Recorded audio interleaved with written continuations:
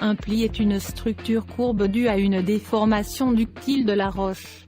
Le cas le plus simple est le pli de roches sédimentaires, dont les lits sont planaires et horizontaux avant le plissement.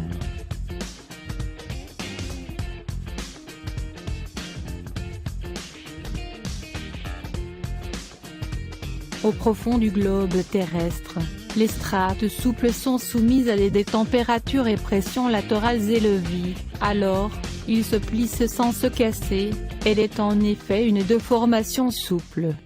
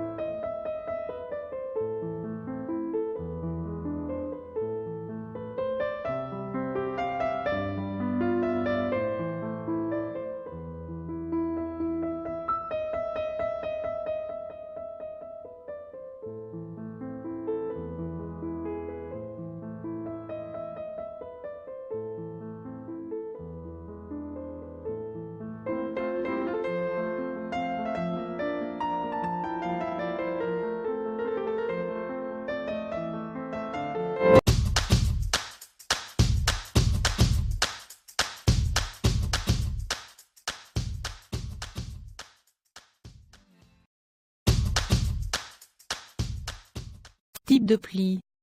Antiforme. Une antiforme est un pli dont la convexité, i.e. la courbure, est orientée vers le haut, en forme de N. Si la série est normale, couche plus jeune au-dessus des couches plus anciennes, l'antiforme est un anticlinal.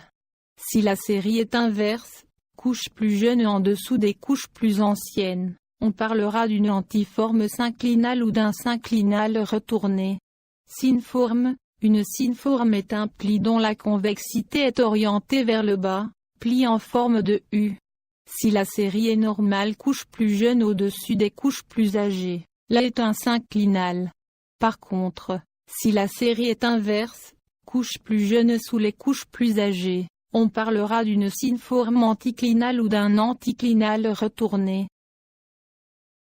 Style de plissement. Jura au coffret. C'est une zone contenant de très nombreux plis dont la courbure est concentrée sur une petite région du pli, dont les flancs verticaux sont parallèles et le sommet plat. Pli en échelon, c'est une suite de plis de même allure due à un décrochement latéral sous-jacent.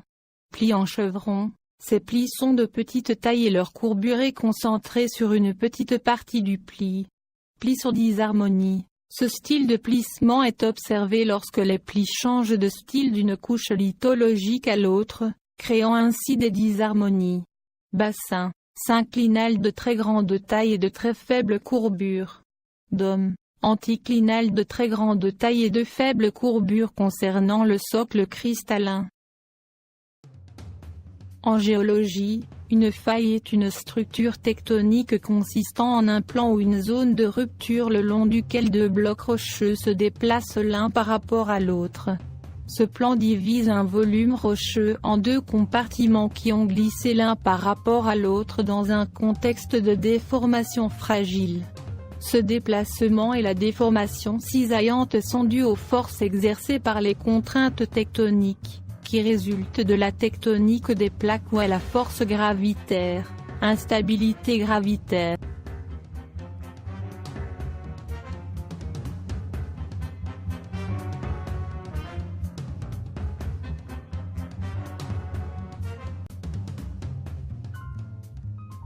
Type de faille. Suivant le type de mouvement relatif, on définit trois types de failles: faille normale, faille inverse, décrochement.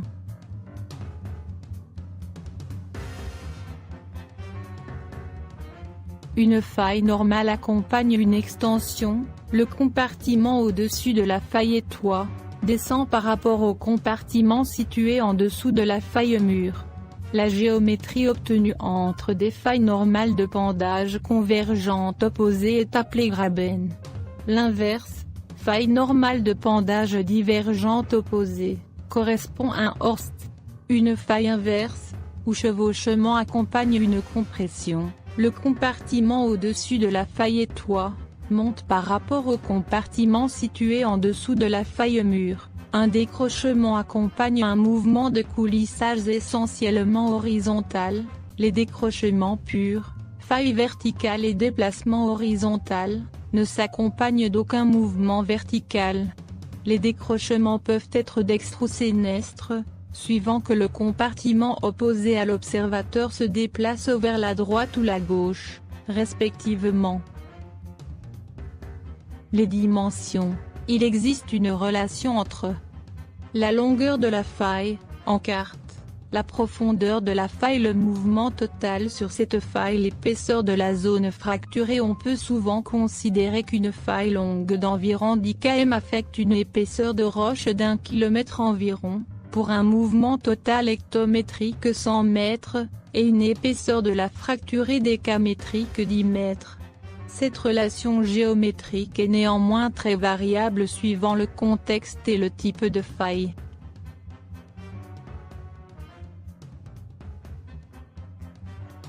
Les conditions de la surface de la Terre. Les strates fortes sont soumises à des températures basses et des pressions latérales causées par les mouvements des plaques, ce qui permet la cassure des strates.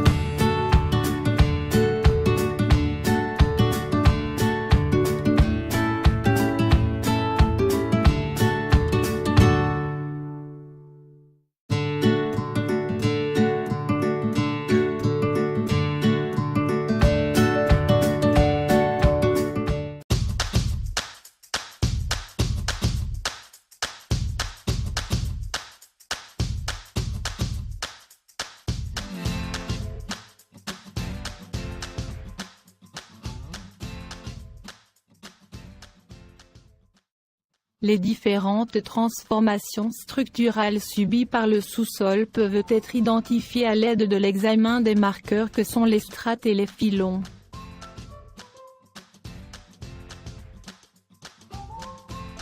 Une faille verticale associant un mouvement décrochant, dextre, et l'abaissement, ou le relèvement, relatif de l'un des blocs.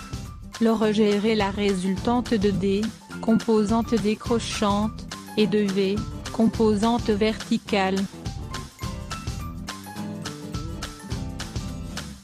Association d'une faille normale et d'un décrochement sinistre. Le rejet est la résultante d'une composante décrochante, D, d'une composante horizontale, H, et d'une composante verticale, V. Association d'une faille inverse et d'un décrochement sinistre. Le rejet est la résultante d'une composante décrochante, D, d'une composante horizontale, H, et d'une composante verticale, V.